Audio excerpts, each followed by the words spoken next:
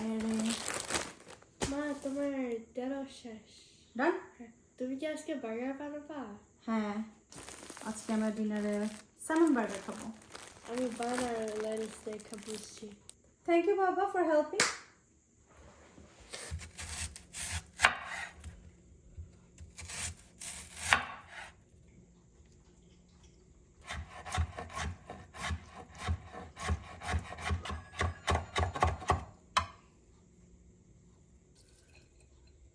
এই বার্গারের মেইন ব্যাপারটাই হতেছে এই সসটা।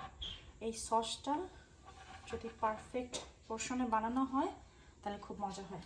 সো কুচানো পিকল অ্যান্ড দেন আন্দাজ মতো মেয়োনিজ।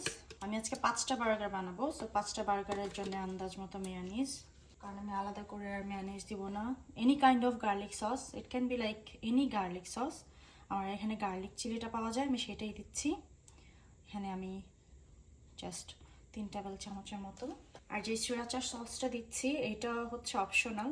আমরা একটু ঝাল খাই, যদি ঝাল খান তাহলে দিবেন, আর ঝাল না খেলে প্রয়োজন নাই। এখানে আমি 1.5 টেবিল চামচের মতো দিচ্ছি। And then a good mix.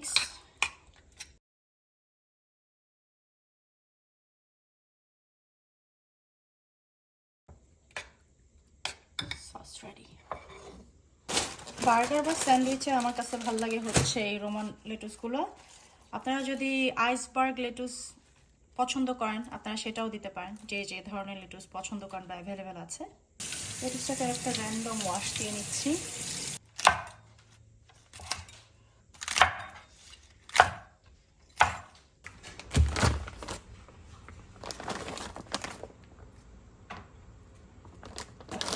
কষ্টতে এই একটা জিনিস ভালো পাওয়া যায়, নাহলে আবার এই স্যামনের তোমার বার্গারের পেটি আবার বানানো লাগতে হবে।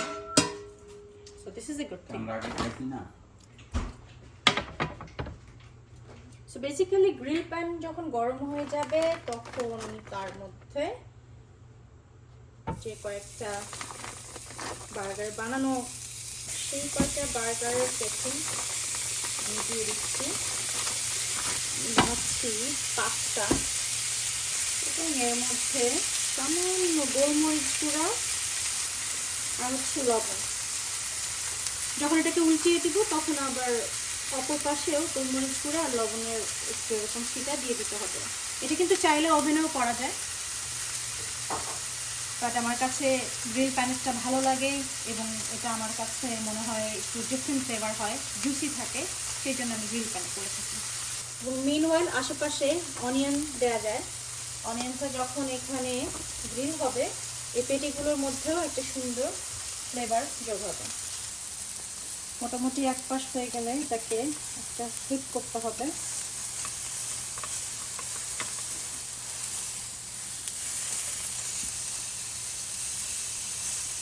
মূলত আমি এখানে রেখেছি হচ্ছে 3 মিনিটের মতো।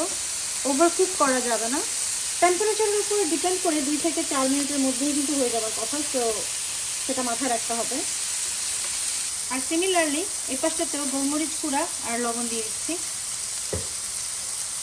পেঁয়াজগুলো কিন্তু একটা পাশই আমি গ্রিল করবো, দুটো পাশ করলে বেশি নরম হয়ে যাবে। মিনওয়াইল আমি একটু গ্রিলারে জায়গা করে আমার যে বার্গার বানগুলো সেগুলো একটু গ্রিলারে টোস্ট করে নিব।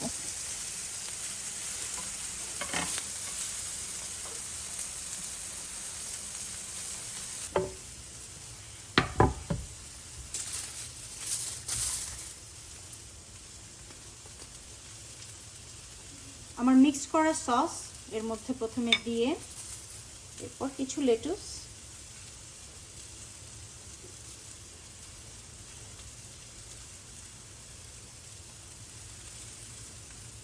গ্রিল করা অনিয়ন,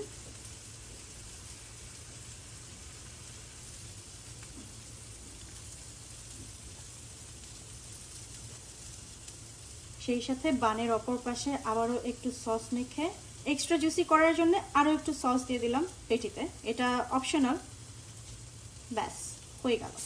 এখন এটাকে আমি জাস্ট একটু ফ্লিপ করে নিচ্ছি। This is how you can serve. অথবা ধরেন আপনারা একসাথে যদি অনেক বানান এবং সেটাকে গরম রাখতে হবে, সবাই একসাথে খাবেন, তাহলে জাস্ট এটাকে র্যাপ করে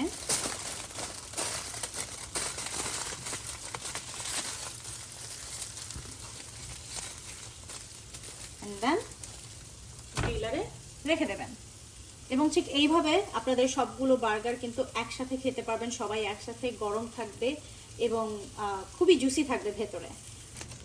অনেক মজা দেখতে। অনেক মজা দেখতে। চিকেন পাই।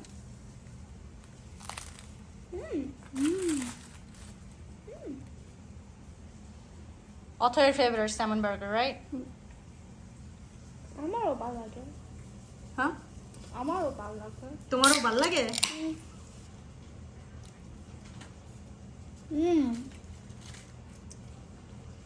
অনেক মজা। Our mom makes the best salmon burgers in the world.